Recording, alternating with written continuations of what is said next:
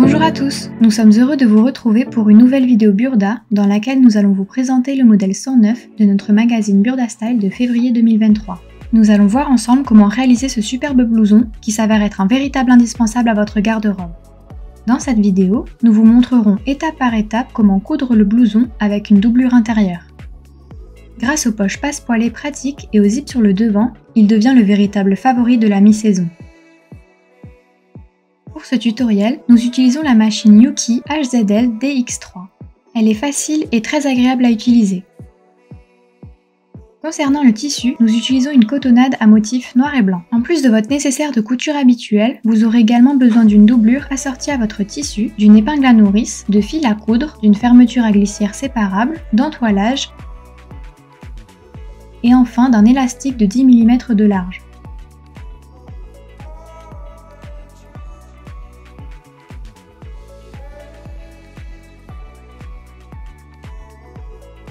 Il faut tout d'abord déterminer la taille qui vous conviendra le mieux.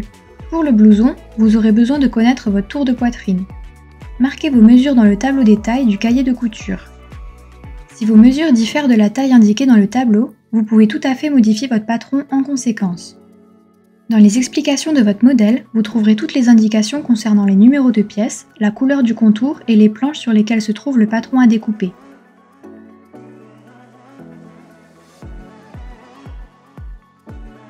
Placez la planche devant vous. Vous reconnaîtrez facilement les pièces du patron car celles-ci sont colorées en rose.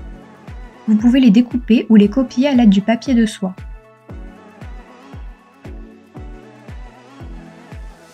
Pour reporter les tracés des pièces, posez une feuille de papier de soie par-dessus et lestez-la avec des poids ou fixez-la par des épingles. Reportez les pièces 1 à 12 et 18 à 20 selon votre taille en faisant attention de bien reporter tous les repères nécessaires à la réalisation du modèle. Découpez ensuite vos pièces de patron.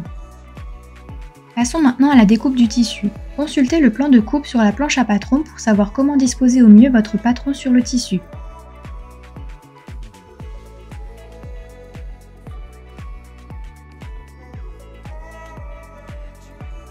Pliez ensuite le tissu en deux dans le sens de la longueur, le côté endroit à l'intérieur et les lisières l'une sur l'autre. Épinglez les pièces du patron sur le tissu suivant le plan de coupe. Tracez ensuite 1,5 cm de surplus de couture et 3 cm de surplus d'ourlet de manche parallèlement au bord du patron. Découpez les pièces en suivant la ligne de craie. Pliez maintenant la doublure comme le tissu, endroit contre endroit. Retirez le patron des pièces 2 et 4 et épinglez les pièces du patron avec les pièces 18, 19 et 20 sur le tissu de la doublure, conformément au plan de coupe. Tracez un surplus de couture de 1,5 cm sur la doublure, parallèlement au bord du patron. Découpez ensuite les pièces en suivant la ligne de craie. L'étape suivante consiste à fixer quelques pièces du patron avec de l'entoilage. Votre blouson sera ainsi plus esthétique et plus durable. Pliez l'entoilage comme vous l'avez fait précédemment avec le tissu et découpez à nouveau les pièces 5 à 11 avec un surplus de couture de 1,5 cm. Thermocollez-les sur l'envers du tissu en appuyant sur le fer à repasser. Il ne faut pas le faire glisser. Épinglez à nouveau les pièces du patron sur le tissu. Il faut maintenant reporter les contours du patron et les lignes d'ourlet sur le tissu. Pour cela, il est préférable d'utiliser une roulette à patron et le papier carbone Burda. Vous trouverez plus de détails sur la notice du papier. N'oubliez pas de reporter également les repères du patron sur le tissu. Puis, vous pouvez retirer le patron du tissu.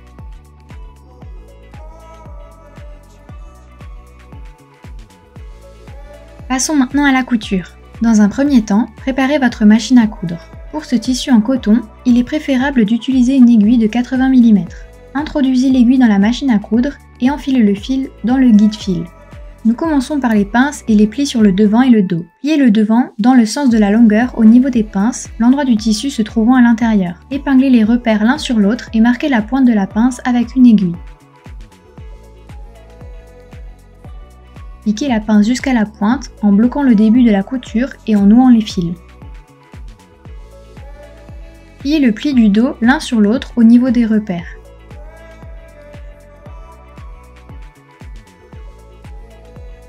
Piquez les plis jusqu'à la fin de la ligne de couture marquée. Puis, Repassez les coutures avant vers le milieu du devant et le contenu des plis vers le milieu dos. Faufilez ensuite les plis du dos à l'intérieur du surplus de couture avec un long point droit. On continue avec la découpe dans le dos. Placez l'empiècement sur le bas du dos, endroit contre endroit, et épinglez les bords l'un sur l'autre. Piquez le long de la ligne de couture marquée et assurez le début et la fin de la couture avec des points arrière. Repassez ensuite les surplus de couture dans l'empiècement. L'étape suivante consiste à préparer les poches dont les bords sont surpiqués. Tracez une ligne droite entre les extrémités de poche tracées à la roulette. Piquez ensuite le long de cette ligne avec une couture au point de bâti. Découpez deux bandes de 5 x 15 cm dans le reste de l'entoilage. Thermocollez une bande sur l'envers au milieu de la ligne de poche marquée. Sur l'endroit du tissu, tracez au marqueur une ligne parallèle à 3,5 cm de distance en dessous de la couture au point de bâti destinée à la ligne de position du passe-poil.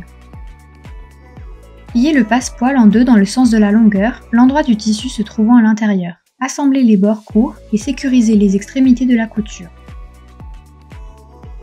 Retournez le passe-poil et repassez les bords. Épinglez ensuite le passe-poil sur le devant depuis l'extérieur en faisant coïncider le bord de pliure avec la ligne parallèle inférieure. Marquez une parallèle sur le passe-poil à 3 cm du bord de pliure et épinglez-le sur cette ligne. Épinglez ensuite le fond de poche en doublure, endroit contre endroit, sur le passe-poil. Marquez les extrémités de la ligne de poche sur celle-ci. Piquez ensuite la poche et le passe-poil sur le devant à 1,5 cm du bord supérieur. Sécurisez les extrémités de la couture par des points arrière. Pliez les surplus de couture de la couture de montage du passe-poil vers le bas et épinglez-les. Tracez une ligne parallèle à 1,5 cm de la couture du passe-poil que vous venez de piquer. Épinglez le fond de poche sur le devant, endroit contre endroit, en veillant à ce que la ligne de couture marquée coïncide avec la ligne que vous venez de tracer. La couture s'arrête 5 mm avant la ligne de couture marquée sur le fond de poche. Piquez-la et sécurisez les extrémités de la couture. Pentez le devant au milieu entre les coutures à 1 cm des extrémités en veillant à ne pas inciser le passe-poil.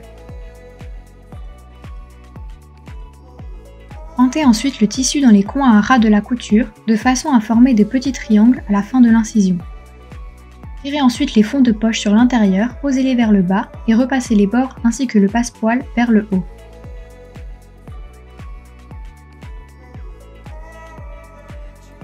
Tirez les triangles aux extrémités de l'incision vers l'intérieur et épinglez-les sur le fond de poche.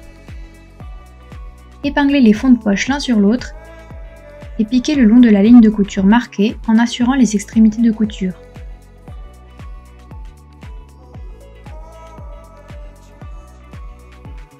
Retournez le devant sur l'endroit et piquez les passe-poils de poche sur les côtés courts sur le devant. Et voilà, vos poches sont terminées. Passons maintenant à la couture des épaules. Épinglez les bords endroit contre endroit.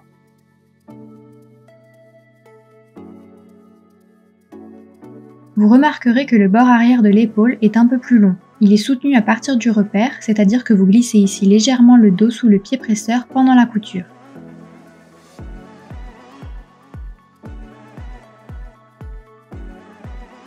Il faut maintenant placer les manches sur le haut du blouson.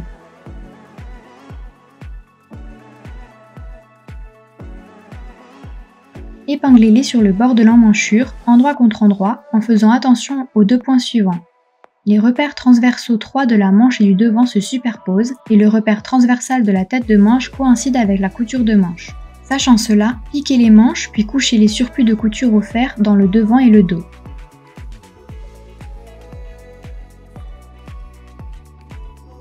Placez le devant sur le dos, endroit contre endroit, et pliez les manches en deux dans le sens de la longueur.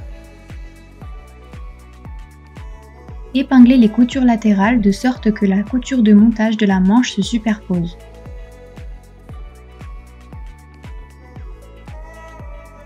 Piquez le long de la ligne de couture marquée et sécurisez les extrémités de couture.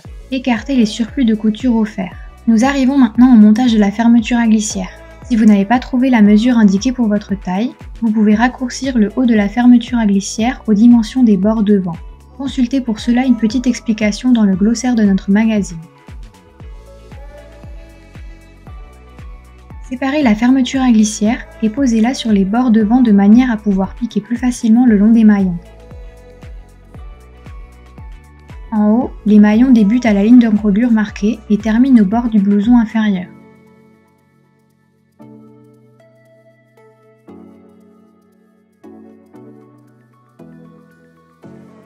Insérez le pied spécial fermeture à glissière dans votre machine et bâtissez-la. Poursuivez avec le col. Placez le col inférieur sur le col supérieur, endroit contre endroit, et épinglez les couches de tissu l'une sur l'autre. Piquez le long des bords extérieurs. Ensuite, rentrez les surplus de couture en biais dans les coins et recoupez-les de moitié. Retournez le col et repassez les bords. Placez le col devant vous, le bas du col en haut. Maintenez le col bombé et pliez la barrette. Épinglez les bords ouverts l'un sur l'autre de manière à ce que le bord du col supérieur ressorte. Ainsi, votre col aura plus tard une belle courbure. Épinglez le col sur l'encolure, le col inférieur se trouvant sur le côté extérieur droit de la veste. Commencez par rabattre l'extrémité de la fermeture à glissière. C'est plus facile si vous enfoncez en plus une épingle dans le milieu dos du blouson et du col.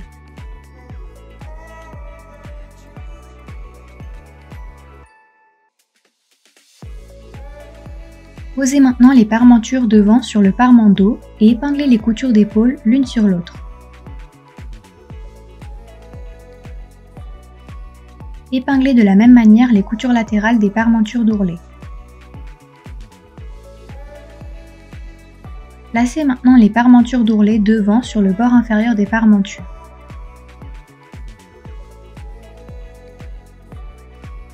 Piquez le long des lignes de couture marquées et assurez les extrémités de couture. Écartez les surplus de couture des épaules et des coutures latérales au fer et repassez les surplus de couture des parmentures d'ourlet respectivement vers chaque couture latérale. Piquez maintenant la parmenture sur les bords ouverts du blouson.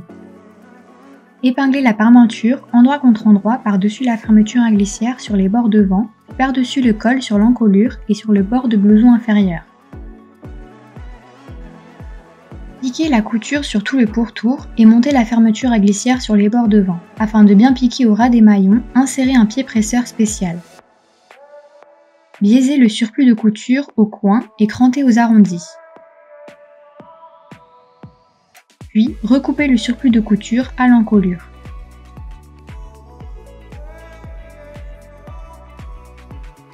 Repassez le surplus sur le bord inférieur dans la parmenture. Piquez les surplus à ras de la couture aussi loin que possible. Grâce à cette couture de soutien, la parmenture ne ressort pas sur l'extérieur. Retournez la parmenture sur l'intérieur, puis placez la fermeture à glissière vers l'avant et le col vers le haut. Repassez les bords.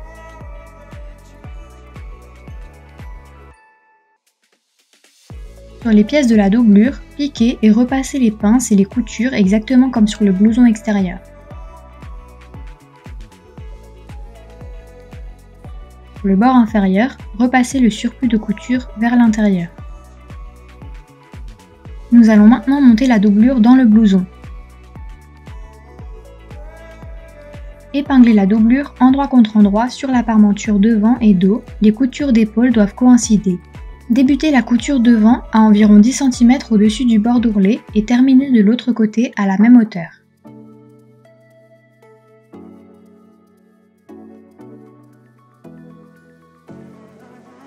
Couchez les surplus de couture dans la doublure au fer. Dépliez encore une fois l'ourlet en doublure et rempliez le bord devant la continuité. Enfilez les manches l'une dans l'autre. Pour l'ourlet du blouson, repoussez le bord inférieur vers le haut sur la bordure de l'ourlet. Épinglez-le et fixez-le à la main. La doublure a une longueur supplémentaire à l'ourlet pour que plus tard, le blouson vous permette une belle ampleur de mouvement. Posez la longueur supplémentaire comme un petit pli vers le bas et fixez-la à la main sur la parmenture.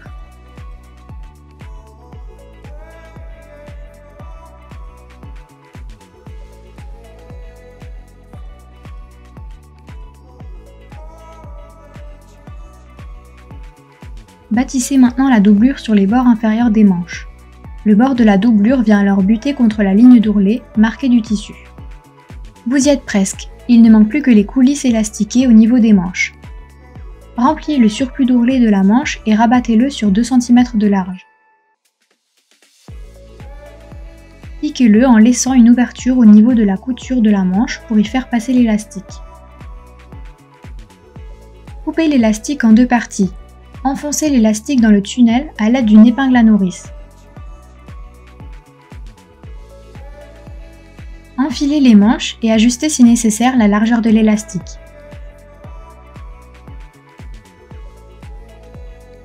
Puis, cousez les extrémités l'une sur l'autre et fermez l'ouverture par quelques points à la main. Et voilà, votre blouson est maintenant terminé. N'hésitez pas à nous partager vos créations sur les réseaux sociaux.